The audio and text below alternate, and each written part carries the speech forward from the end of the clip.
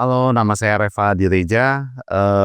Saya sebagai mungkin kalau sekarang aku lebih memilih kata yang tepatnya adalah visual creator. Jadi, ya itu mencakup foto dan video sih sebenarnya. Kalau cerita awal, saya belajar pertama kali fotografi itu 2005. Kebetulan ayah saya juga seorang fotografer. Eee, saya, di 2005 itu benar-benar apa ya, benar-benar belajar itu pakai manual dulu. Nah, sedangkan di profesional saya dalam fotografi itu tahun 2008.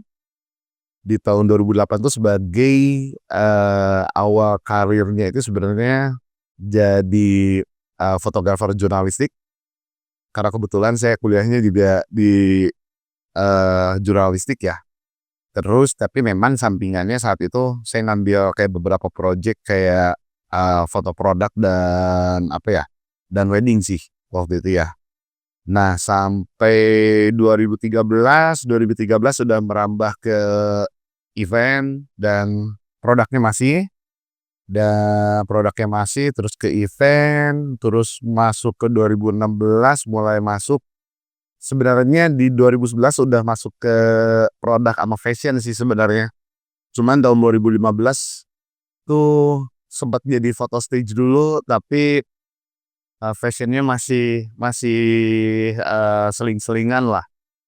Terus 2017 ya, 2017 saat itu memang, eee, mungkin bukan bukan endorse kali ya, tapi lebih enak dikata saya punya hubungan spesial bersama satu brand, brand kamera.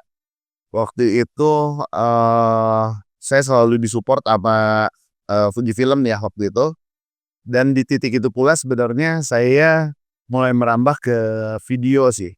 Nah, di videonya waktu awal-awal sih banyak videonya mainnya lebih banyak ke dokumenter, tapi makin ke sini makin banyaknya adalah malah jadi ke fashion. Sampai sekarang sih banyaknya ya foto dan video fashion sih pada pada akhirnya. Dari cerita tadi sebenarnya pada akhirnya inspirasi saya sebenarnya adalah ayah saya. Kebetulan ayah saya, dulu seorang wartawan dan kebetulan juga dia, apa namanya, eee, tahun 88 itu dapat penghargaan foto jurnalistik ya. Jadi dari kecil itu saya sangat sangat terinspirasinya oleh ayah saya sebenarnya. Jadi, eee, waktu itu karena penghargaannya itu kayak bentuk pialanya bagus gitu ya, orang lagi bentuknya patung, terus orang, lagi memotret gitu. Dari kecil tuh sangat terinspirasi banget kayak, "Oke, someday gue harus jadi fotografer," gitu. Jadi, siapa yang, benar-benar menginspirasi saya adalah ayah saya sih. Cara mengembangkannya kalau saya ya, kebetulan, saya selalu kadang ya, ketika ngalamin stuck atau kayak gitu-gitu aja gitu, pasti teman-teman semua juga pernah ngalamin itu ya, apalagi yang, bermainnya udah lebih dari 10 tahun gitu. Saya selalu balik lagi ke, apa namanya, balik lagi ke, eee, pertama mungkin ke analog, yang keduanya lebih kayak, foto senang-senang sih. Salah satunya adalah, ketika kayak, saya ketemu dengan satu komunitas yang namanya disebut, Rabu Motret gitu. Eee, kita sangat-sangat tidak ada aturan, nyetrit tanpa aturan dan melepaskan stress release sih sebenarnya. Jadi kayak karena kerjaan kayak udah, 10 tahun atau mungkin dari 2008 mungkin ya 17 tahun ya? Enggak, tahun ini 17 tahun ya? Iya 17 tahun, eee, karena setiap kerjaan harus mikirin masalah komposisi, masalah angle dan sebagainya gitu. Jadi ketika saya berada di komunitas ini, benar-benar benar-benar nggak mikir, benar-benar, apa namanya, stress release gitu. Itu cara-cara saya mengembangkan sih. Tapi kalau misalnya secara mengembangkan yang lebih signifikan sebenarnya kita harus terus mencari referensi. Ya makin banyak referensi itu akan makin berkembang sih. Peralatan favorit saya, ya karena saya di-support sama Fujifilm jelas ya Fujifilm ya. Tapi kalau buat, kerjaan memang favorit saya di, medium format di GFX, tapi kalau buat sehari-hari favorit saya adalah ini, dia X100V. Menurut saya kayak paling compact dan paling enak gitu ya. Memang ini barang agak sedikit susah sih, tapi ini adalah salah satu, alat favorit saya, gitu. Apalagi kayak buat sehari-hari, jadi kadang tiba-tiba ada kerjaan yang nggak bawa alat tuh bisa bisa banget, ini cukup banget sih. Jadi buat sehari-hari cukup, buat kerjaan juga kadang cukup. Kalau untuk editing saya selalu pakai Lightroom, tapi akhir-akhir ini saya lagi cocok banget sama yang namanya Capture One.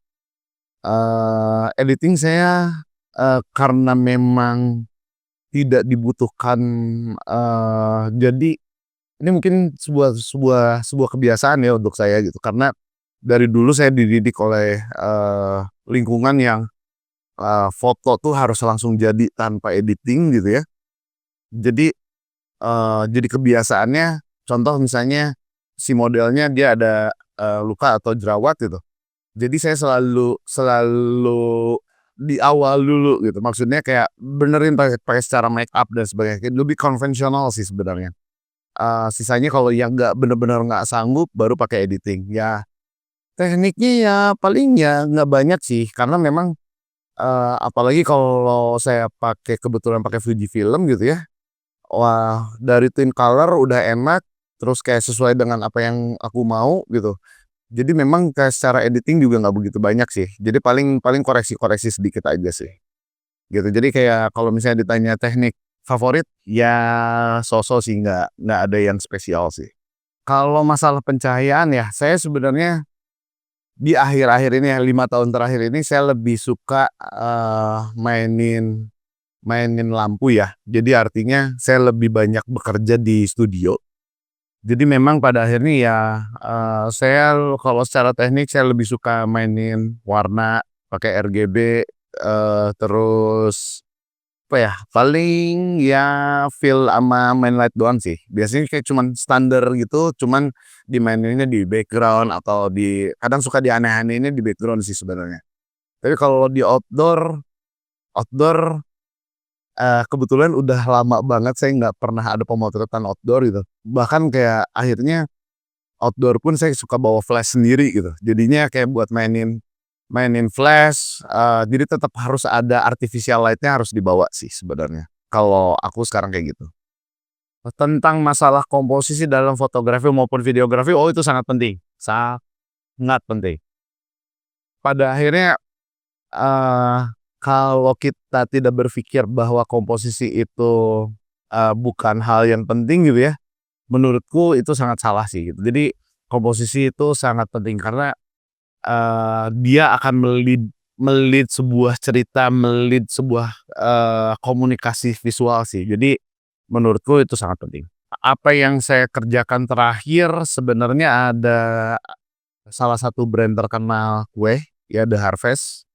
Saya ngerjain untuk videonya, tapi kalau foto terakhir yang agak signifikan sebenarnya di, foto salah satu tokoh politik sih sebenarnya. Eee, iya, oh enggak, ternyata foto itu aku ada di buat band ya, salah satu band di Indonesia yang agak sedikit lagi hits tuh artwork-nya sama saya dikerjain dan itu pakai GFX. Yang berkesan ya, mungkin mungkin jadinya kayak cerita personal kali ya.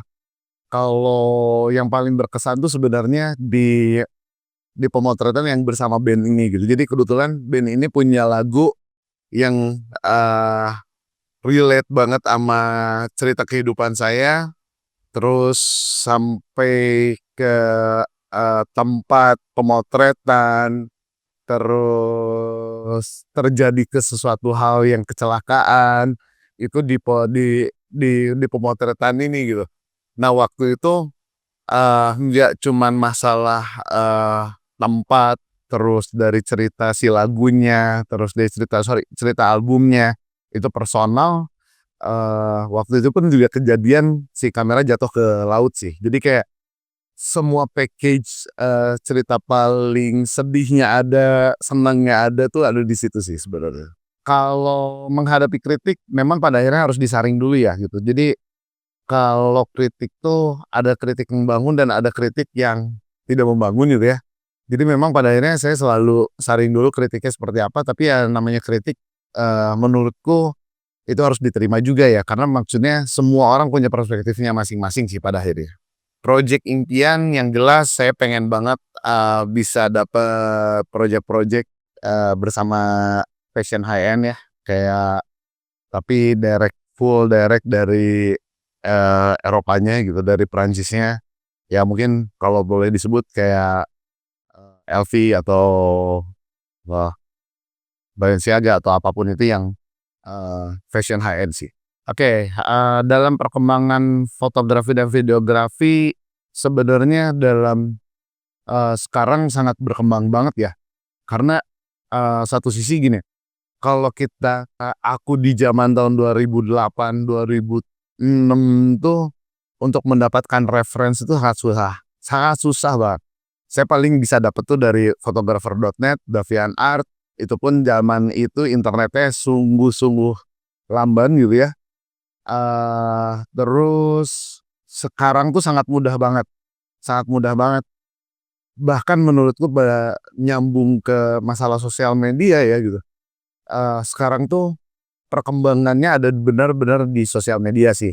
Jadi sosial media ini sangat mendukung dengan perkembangan fotografi dan videografi ya. Karena zaman sekarang kayak kita bisa ngelihat di Instagram, kita bisa lihat di Pinterest dan sebagainya untuk reference, itu sangat membantu gitu. Ibaratnya sekarang tuh kita bisa ngelihat dimanapun kita bisa ngelihat, foto bagus, video bagus tuh bisa dimanapun gitu. Untuk mempertahankannya jelas ya, otomatis kita harus lihat referensi juga, kita juga harus update terus dengan referensi yang ada. Eee, Kalau kita hubungannya adalah masalah komersil ya, tentang komersil fotografi ataupun videografi gitu, yang jelas ya kita harus menurunkan sedikit ego ego idealis untuk kita bisa tetap berkembang sih pada akhirnya. Iya, intinya sih komersial dan idealis itu harus seimbang sih pada akhirnya. Situasi darurat memang ada beberapa hal ya, kalau misalnya force major, masalah alam, itu sering banget. Apalagi kayak tiba-tiba hujan atau pengennya scene-nya hujan ternyata nggak hujan gitu, memang selalu terjadi. Nah memang kalau secara, apa namanya, secara situasi-situasi yang genting seperti itu memang kita harus punya backup plan. Nah tapi kalau ada nih beberapa kejadian yang istilahnya, bermasalahnya adalah di alat gitu. Kayak contoh misalnya lampu ternyata mati, dan nggak bisa gitu. Itu kita harus punya backup plan, gitu. Backup plan-nya harus seperti apa, memang itu harus, balik lagi kita dirembukin sama tim, gitu. Jadi, gimana caranya ini biar tetap jalan, tapi cari solusinya seperti apa, gitu. Jadi kayak contoh, salah satu saya bikin musik video saat itu sama salah satu band, eee, satu mat satu kuncian, lighting tuh mati gitu, dan waktu itu posisinya jauh dari mana-mana. Akhirnya kita ngakalin kayak beberapa beberapa pakai yang lampu yang lebih kecil sih sebenarnya. Cuman, eee, intinya sih pada akhirnya harus siap dengan solusi-solusinya sih, gitu. Kalau saran sih ya, saran teman-teman banyak banget, intinya sih kalau buat aku ya, saran buat pemula, banyakin reference, terus banyak juga ketemu dengan yang teman-teman yang lebih senior. Terus jangan malu untuk bertanya, jangan malu untuk ikut, magang di tempat-tempat yang, apa namanya, sesuai dengan passion Anda. Kayak contoh misalnya kalau pengen belajar, wedding ya mungkin magang di sana, terus kalau misalnya pengennya di komersil ya mungkin deketin juga PH-PH, kalau foto komersil juga mungkin bisa juga ke situ juga gitu. Jadi intinya teman-teman cara berkembang, paling tepat itu adalah belajar bersama orang lain sih sebenarnya. Oke, kalau misalnya buat gimana caranya membuat portofolio, balik lagi ya ke yang tadi gitu. Jadi teman-teman cara berkembang dan portofolio itu memang pada akhirnya Kalau pengen dapat portofolio yang bagus memang pada akhirnya harus bareng dulu ama kolaborasi dulu ama beberapa PH besar atau enggak, tim wedding yang udah punya nama gitu ya. Ya memang pada akhirnya di situ itu akan mendapatkan portofolio sih sebenarnya. Jadi ya teman-teman, portofolio tuh memang nggak mudah gitu ya, nggak mudah untuk mendapatkan portofolio yang bagus, dengan apa namanya, kalau dibilang untuk bisa mencari sendiri itu agak sedikit susah sih. Jadi memang harus harus bergabung dengan tim yang lebih senior atau lebih yang punya nama sih. Kalau pesan-pesan ya, tetap jadi intinya gini, jangan berhenti walaupun ada apapun, walaupun ada kesusahan, jadi tetap berlatih terus, coba-coba terus, nggak sekarang mungkin besok. Jadi ya memang pada akhirnya kesempatan itu selalu ada. Jadi kayak, eee, guru yang terbaik adalah, sebenarnya adalah jam terbang sih. Guru terbaik itu adalah jam terbang sih. Jadi kayak teman-teman semakin berlatih itu akan semakin meningkatkan skill Anda sih sebenarnya. Jadi teman-teman berjuang terus, terima kasih udah mau dengerin, pesan-pesan dari saya dan sedikit cerita dari saya, sampai ketemu lagi, dadah.